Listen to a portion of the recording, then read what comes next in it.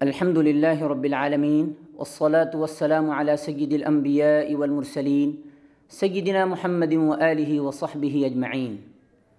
اما بعد فاعوذ باللہ من الشیطان الرجیم بسم اللہ الرحمن الرحیم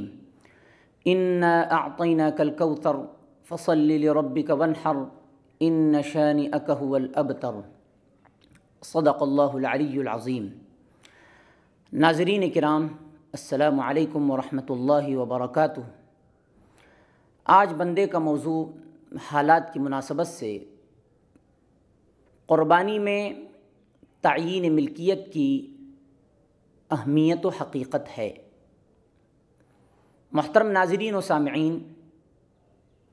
مسلمانوں کے لیے سال بھر میں 2 دن بڑی اہمیت کے حامل ہوتے ہیں۔ ایک عید الفطر جو روزوں کے اختتام پر آتی ہے، جس میں صدقۃ الفطر کی ادائیگی کا شرعی طور پر واجبی حکم دیا گیا ہے، اور دوسرے عید الاضحیٰ، جس میں نماز دوگانہ کے بعد 10ویں، 11ویں، 12ویں تاریخوں میں قربانی کو واجب کیا گیا ہے۔ محترم ناظرین، عید الاضحیٰ میں واجب قربانی کی ادائیگی کے لیے بالخصوص اور مالی عبادتوں کے لیے بالعموم ذاتی ملکیت کا مسئلہ بنیادی حیثیت رکھتا ہے اور بڑی اہمیت کا حامل ہے، جس میں عموماً 2 غلطیاں کی جاتی ہے۔ ایک غلطی تو یہ کی جاتی ہے کہ واجب قربانی کے لیے تمام گھر والوں کے سامان کو ملا دیا جاتا ہے، جیسے میاں، بیوی، والدین، اولاد، بھائی بہن، سب کے مال کو ایک ساتھ ملا کر ایک ہی قربانی ادا کی جاتی ہے۔ دوسری غلطی یہ کی جاتی ہے کہ گھر کے ساز و سامان میں، گھر کی اشیاء میں تحدید و تعیین نہیں کی جاتی، یعنی ملکیت متعین نہیں ہوتی۔ محترم ناظرین، ان غلطیوں کے ازالے کے لیے سب سے پہلے یہ جاننا ضروری ہے کہ شریعت میں مالی عبادات میں بالخصوص قربانی میں ذاتی ملکیت کا ثابت ہونا ضروری ہے، یعنی ذاتی ملکیت کا اعتبار کیا جاتا ہے۔ ہر شخص کا مستقل اور علیحدہ طور پر صاحب نصاب ہونا شرط ہے۔ ضمناً ایک بات بتا دوں کہ قربانی کی ادائیگی کے لیے اور واجب قربانی کی ادائیگی کے لیے ایک کے مال کو دوسرے کے مال کے ساتھ نہیں ملایا جائے گا، یعنی ایک کے مال کو دوسرے کے مال کے ساتھ ملا کر ایک ہی قربانی ادا نہیں کی جائے گی۔ مثال کے طور پر شوہر کے پاس 3000 روپیے ہیں اور بیوی کے پاس 3 تولہ سونا ہے، تو ظاہر سی بات ہے ملکیت کے اعتبار سے جس کی ملکیت میں بقدر نصاب مال ہوگا اس پر قربانی واجب ہوگی، یہ گویا اصول شرعی ہے، اور جس کی ملکیت میں بقدر نصاب مال نہیں ہوگا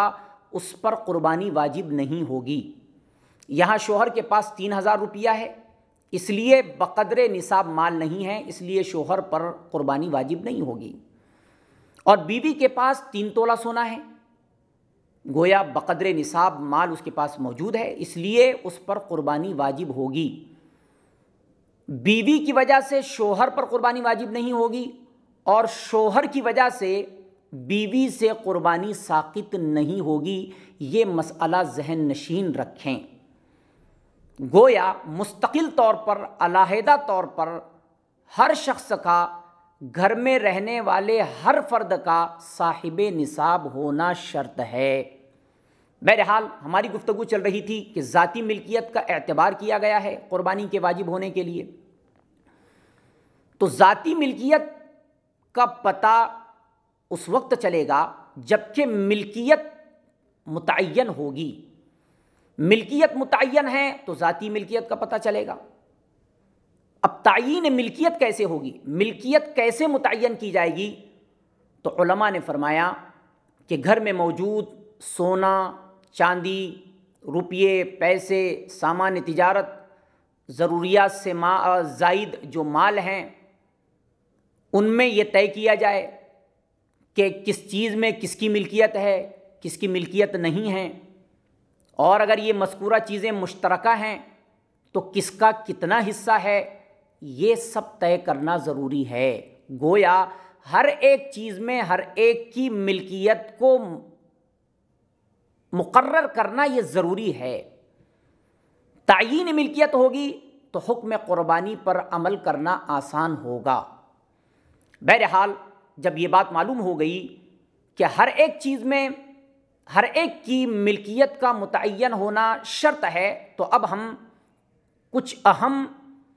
اور عام صورتیں بیان کر رہے ہیں جس سے تعیین ملکیت کی اہمیت واضح ہو جائے اور یہ معلوم ہو جائے کہ تعیین ملکیت کا مسئلہ کس قدر حساس ہے۔ مثلا ایک صورت یہ ہے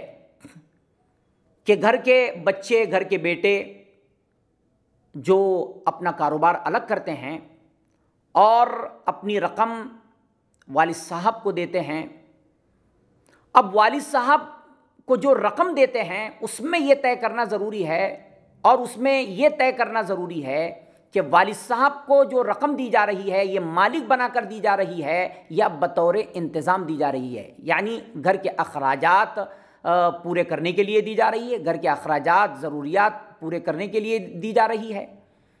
تو یہ طے کرنا ضروری ہے کہ یہ رقم مالک بنا کر دی جا رہی ہے یا بطور انتظام دی جا رہی ہے۔ اگر مالک بنا کر دی جا رہی ہے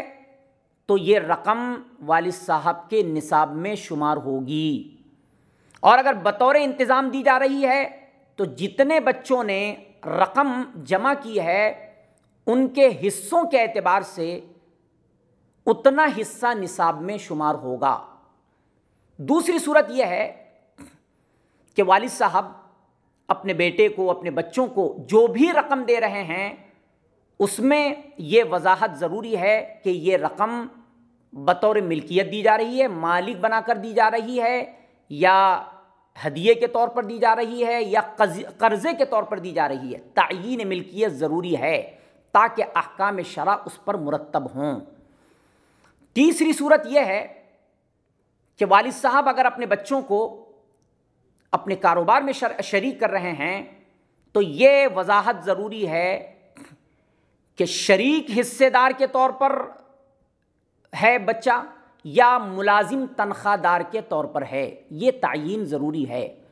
بہرحال یہ تعیین ملکیت کی چند صورتیں بتائی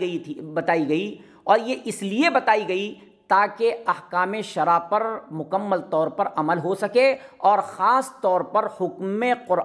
قربانی پر آسانی سے عمل ہو سکے اور پوری طرح عمل ہو سکے۔ اگر تعیین ملکیت قربانی کے مسئلے میں واضح نہیں ہوگی تو حکم قربانی پر پوری طرح عمل نہیں ہو پائے گا۔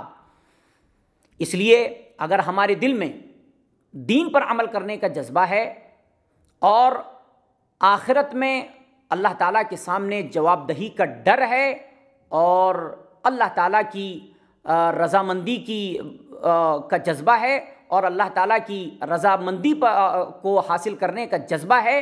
تو پھر احکام شریعت پر ہمیں عمل کرنا چاہیے، اور خاص طور پر قربانی کے مسئلے میں جو تعیین ملکیت کے مسئلے کو واضح کیا گیا ہے اس پر عمل پیرا ہونا چاہیے کہ ملکیت متعین ہو، ہر ایک کی ملکیت متعین کر دی جائے اور یہ بتا دیا جائے کہ کون کس چیز کا مالک ہے۔ اللہ تعالیٰ سے دعا ہے کہ اللہ تعالیٰ ہم کو احکام شریعت پر پوری طرح عمل کرنے کی توفیق عطا فرمائیں۔ اللہم وفقنا لما تحب وترضى، وصلی اللہ تعالی علی خیر خلقہ سیدنا محمد وآلہ وصحبہ اجمعین برحمتک یا ارحم الراحمین۔